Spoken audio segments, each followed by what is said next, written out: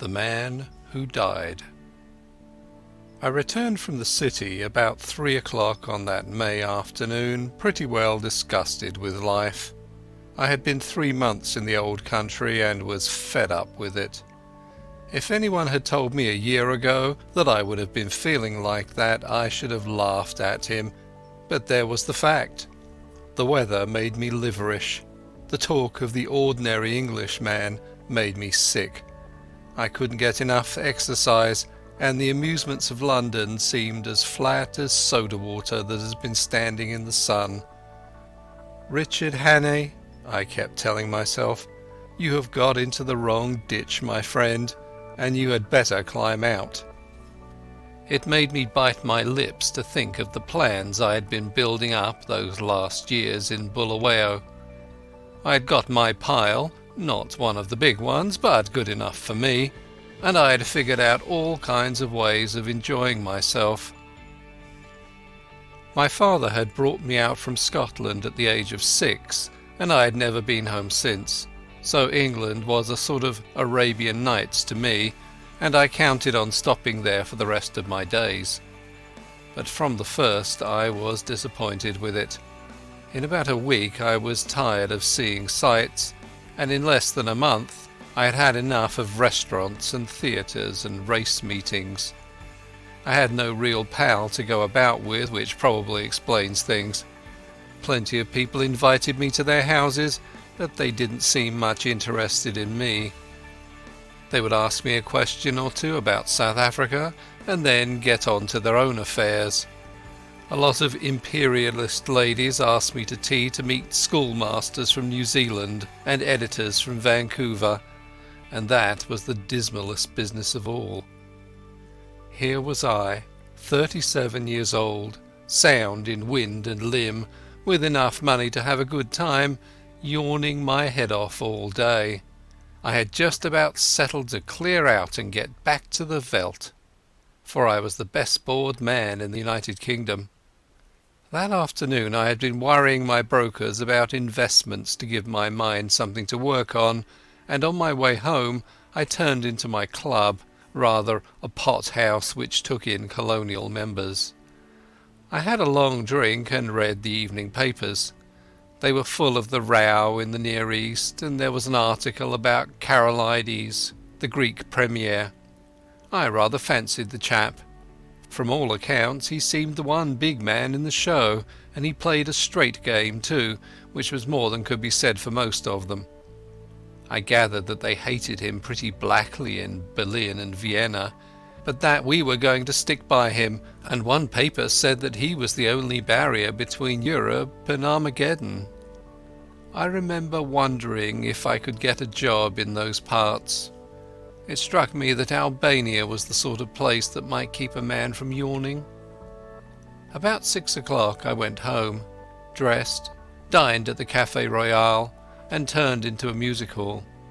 It was a silly show, all capering women and monkey-faced men, and I did not stay long. The night was fine and clear as I walked back to the flat I had hired near Portland Place. The crowd surged past me on the pavements, busy and chattering, and I envied the people for having something to do. These shop girls and clerks and dandies and policemen had some interest in life that kept them going. I gave £0.50 to a beggar because I saw him yawn. He was a fellow sufferer. At Oxford Circus I looked up into the spring sky, and I made a vow. I would give the old country another day to fit me into something. If nothing happened, I would take the next boat for the Cape. My flat was on the first floor in a new block behind Langham Place. There was a common staircase with a porter and a lift man at the entrance, but there was no restaurant or anything of that sort, and each flat was quite shut off from the others. I hate servants on the premises, so I had a fellow to look after me who came in by the day.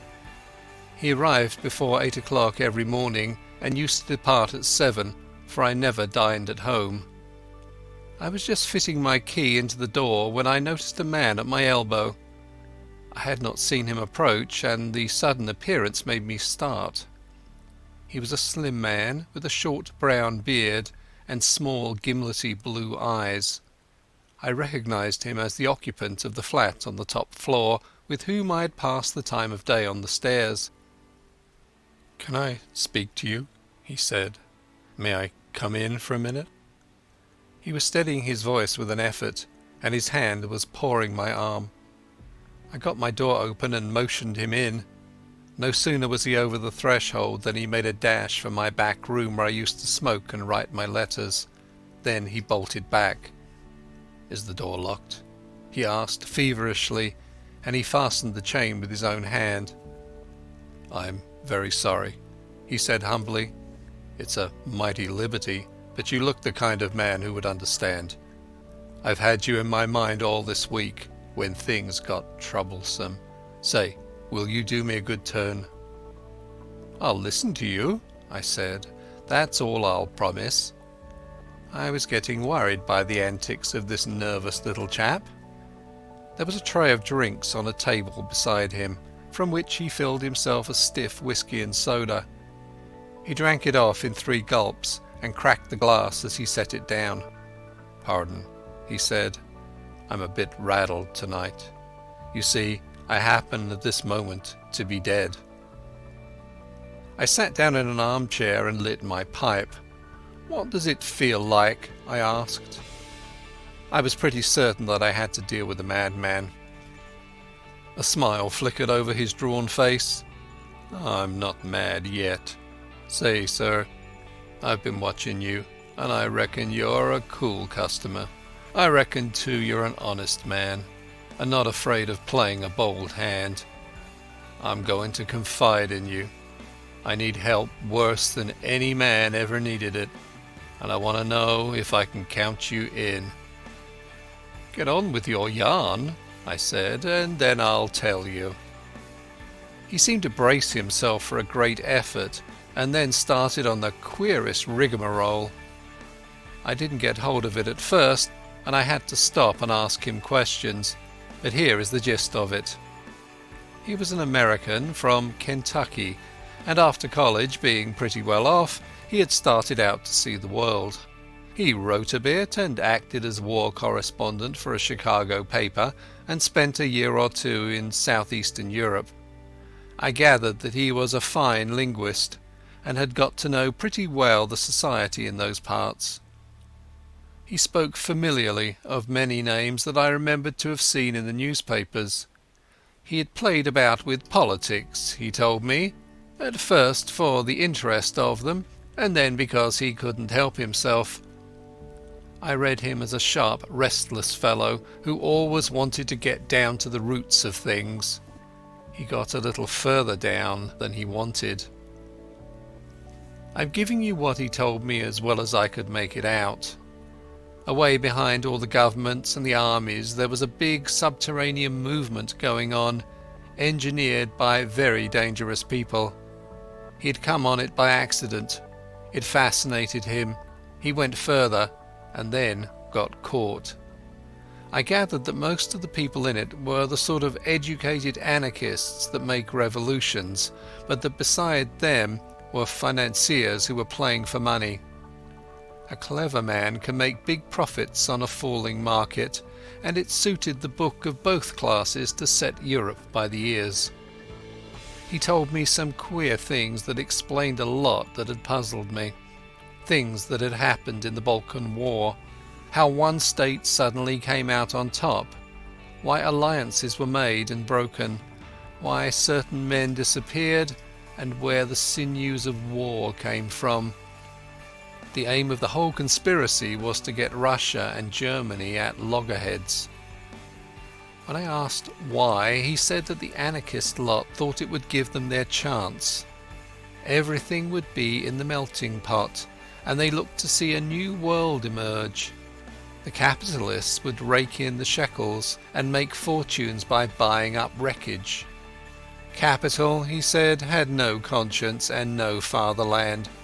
Besides, the Jew was behind it, and the Jew hated Russia worse than hell. "Do you wonder?" he cried.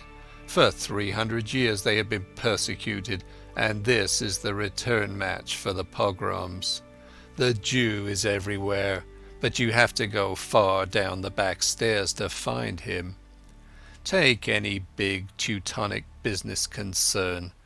If you have dealings with it, the first man you meet is Prince von Unzu something, an elegant young man who talks Eton and Harrow English, but he cuts no ice. If your business is big, you get behind him and find a prognathous Westphalian with a retreating brow and the manners of a hog. He is the German businessman that gives your English papers the shakes. But if you're on the biggest kind of job and are bound to get to the real boss, 10 to 1 you are brought up against a little white-faced Jew in a bath chair with an eye like a rattlesnake. Yes, sir, he is the man who is ruling the world just now, and he has his knife in the empire of the Tsar because his aunt was outraged and his father flogged in some one-horse location on the Volga. I couldn't help saying that his Jew anarchists seemed to have got left behind a little. Yes and no, he said. They won up to a point, but they struck a bigger thing than money, a thing that couldn't be bought. The old elemental fighting instincts of man. If you're going to be killed, you invent some kind of flag and country to fight for, and if you survive, you get to love the thing. These foolish devils of soldiers have found something they care for, and that has upset the pretty plan laid in Berlin and Vienna. But my friends haven't played their last card by a long sight.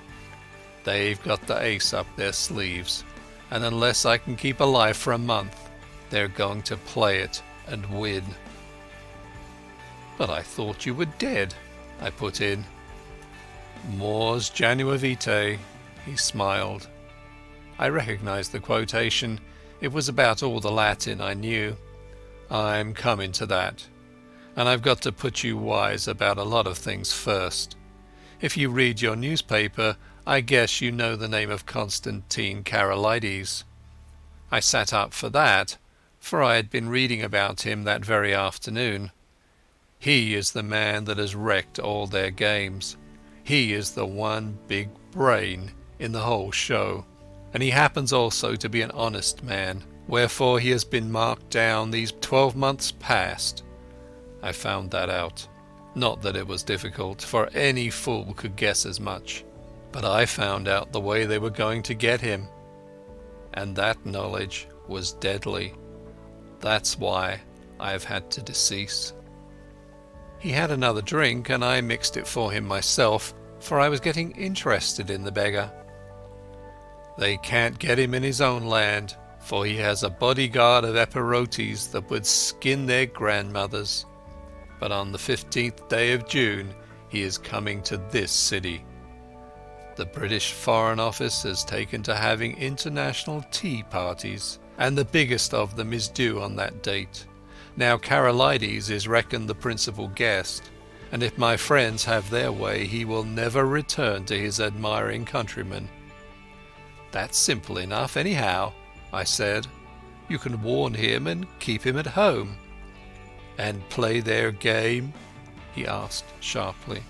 If he does not come, they win, for he's the only man that can straighten out the tangle. And if his government is warned, he won't come, for he does not know how big the stakes will be on June 15th. What about the British government? I asked. They're not going to let their guests be murdered? Tip them the wink, and they'll take extra precautions. No good. They might stuff your city with plainclothes detectives and double the police, and Constantine would still be a doomed man. My friends are not playing this game for candy. They want a big occasion for the taking off, with the eyes of all Europe on it. He'll be murdered by an Austrian, and there'll be plenty of evidence to show the connivance of the big folk in Vienna and Berlin. It will all be an infernal lie, of course, but the case will look black enough to the world. I'm not talking hot air, my friend. I happen to know every detail of the hellish contrivance, and I can tell you it will be the most finished piece of blackguardism since the Borgias. But it's not going to come off if there's a certain man who knows the wheels of the business alive right here in London on the 15th day of June. And that man is going to be your servant, Franklin P. Scudder. I was getting to like the little chap. His jaw had shut like a rat trap, and there was a fire of battle in his gimlety eyes. If he was spinning me a yarn, he could act up to it. "Where did you find out this story?" I asked. "I got the first hint in an inn in the Achensee in Tyrol. That set me inquiring, and I collected my other clues in a fur shop in the Galatian quarter of Buda, in a strangers' club in Vienna, and in a little bookshop off the Racknitzstrasse in Leipzig. I completed my evidence 10 days ago in Paris. I can't tell you the details now, for it's something of a history. When I was quite sure in my own mind, I judged it my business to disappear, and I reached this city by a mighty queer circuit. I left Paris a dandified young French-American, and I sailed from Hamburg a Jew diamond merchant. In Norway I was an English student of Ibsen, collecting materials for lectures. But when I left Bergen, I was a cinema man with special ski films. And I came here from Leith with a lot of pulpwood propositions in my pocket to put before the London newspapers. Till yesterday I had thought I had muddied my trail some, and was feeling pretty happy. Then—" The recollection seemed to upset him, and he gulped down some more whiskey. "Then I saw a man standing in the street outside this block. I used to stay close in my room all day, and only slip out after dark for an hour or two. I watched him for a bit from my window, and I thought I recognized him. He came in and spoke to the porter. When I came back from my walk last night, I found a card in my letterbox. It bore the name of the man I want least to meet on God's earth." I think that the look in my companion's eyes, the sheer, naked fright on his face, completed my conviction of his honesty. My own voice sharpened a bit as I asked him what he did next. "I realized I was bottled up as sure as a pickled herring, and that there was only one way out. I had to die. If my pursuers knew I was dead, they would go to sleep again." "How did you manage it?" "I told the man that valets me that I was feeling pretty bad, and I got myself up to look like death. That wasn't difficult, for I'm no slouch at disguises. Then I got a corpse. You can always get a body in London if you know where to go for it.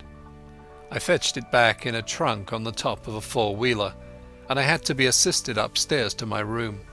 You see, I had to pile up some evidence for the inquest.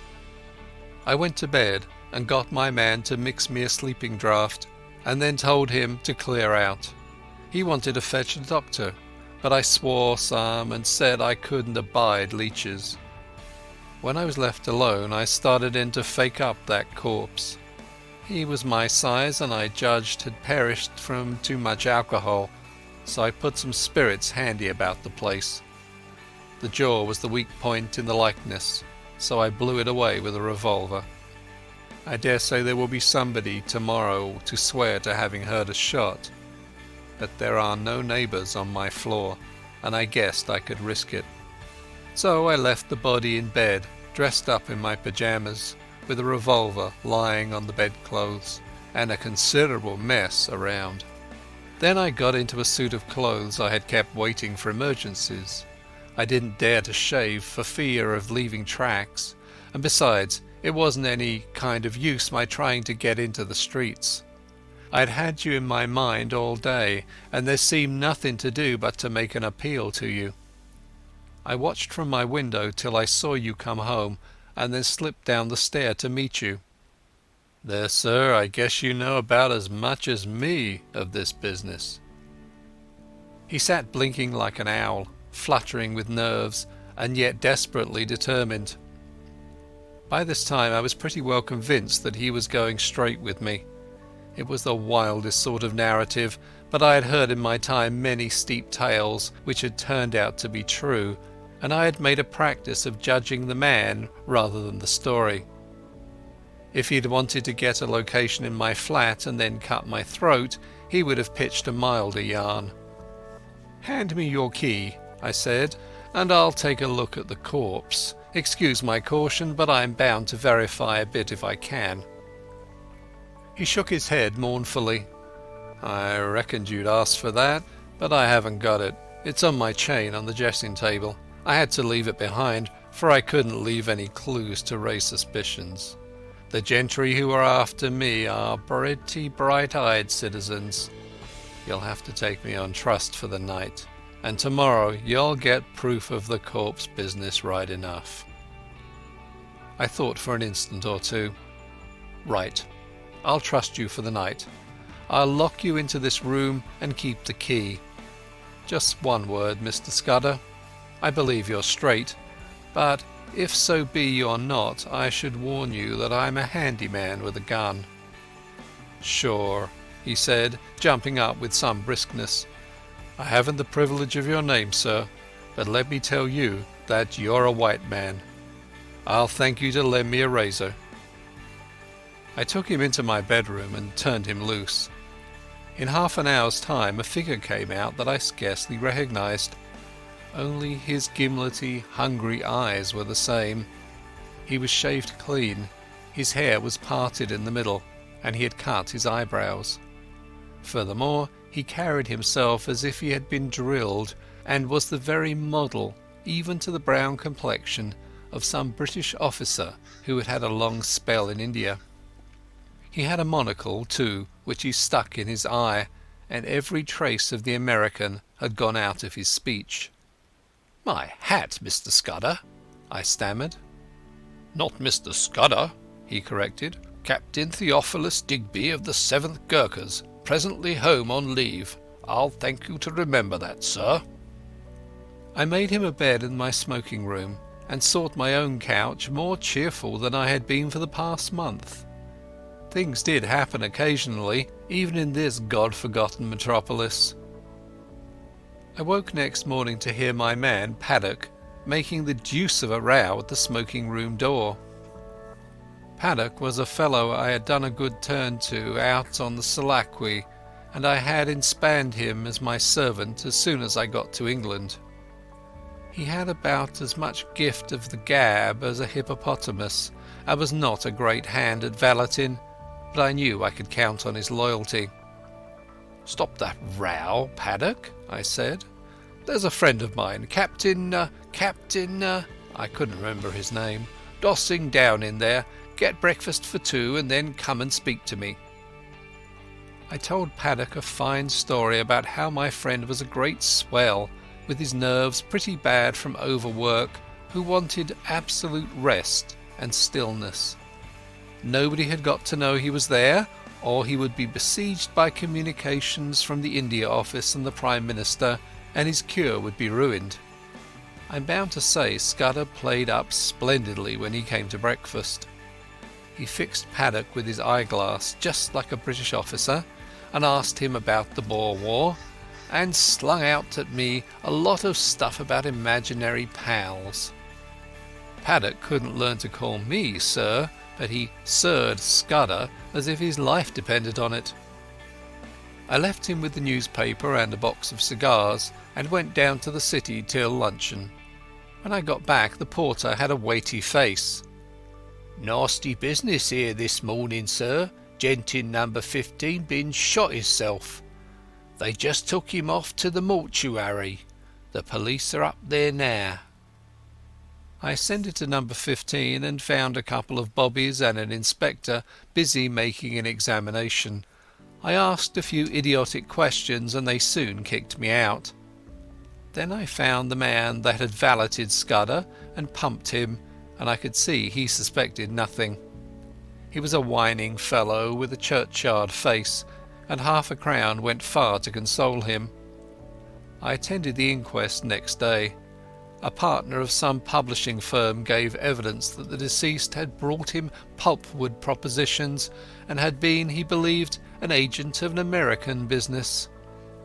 The jury found it a case of suicide while of unsound mind, and the few effects were handed over to the American consul to deal with. I gave Scudder a full account of the affair, and it interested him greatly. He said he wished he could have attended the inquest, for he reckoned it would be about as spicy as to read one's own obituary notice. The first 2 days he stayed with me in that back room he was very peaceful. He read and smoked a bit and made a heap of jottings in a notebook, and every night we had a game of chess at which he beat me hollow. I think he was nursing his nerves back to health, for he had had a pretty trying time. But on the third day I could see he was beginning to get restless. He fixed up a list of the days till June 15th and ticked each off with a red pencil, making remarks in shorthand against them. I would find him sunk in a brown study with his sharp eyes abstracted, and after these spells of meditation he was apt to be very despondent. Then I could see that he began to get edgy again.